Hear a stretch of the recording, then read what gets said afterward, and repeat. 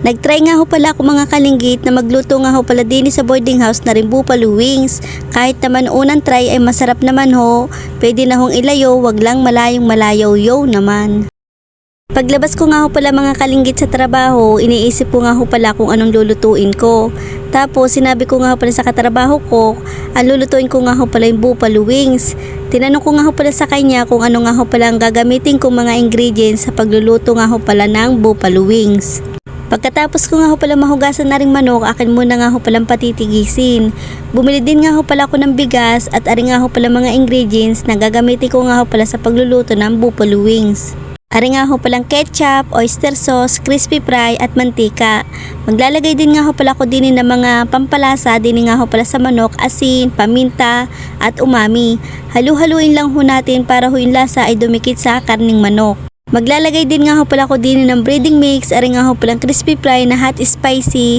Mas gusto ko nga ho pala yung medyo mahalang-halang at halu-haluin lang ho natin para ho yung breading mix ay dumikit sa karning manok.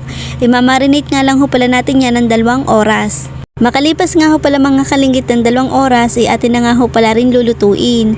Nagsalang na nga ho pala ko dyan ng kawali at naglagay na nga ho pala ng mantika. Kapag nga ho pala mainit na, ilalagay na ho natin ari sa kawali. Kapag nga ho pala medyo brown na, atin nga ho palang balibaliktarin hanggang sa maluto ho ito.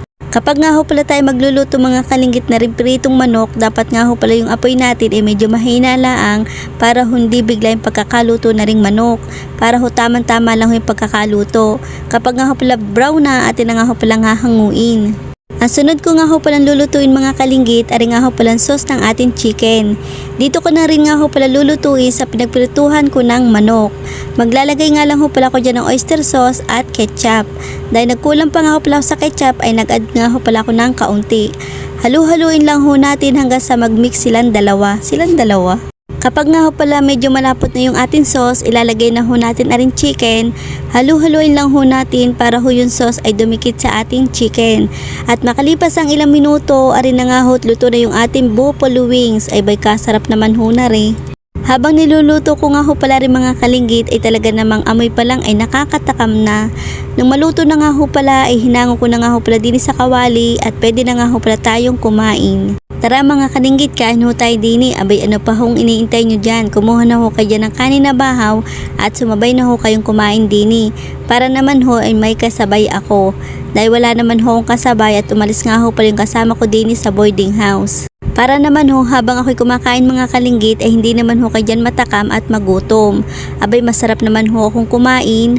Kahit naman ho, first time ko magluto na rin, abay masarap naman ho. Syempre ako nagluto. Salamat ho sa inyong panonood. Bukas ulit. Bye-bye!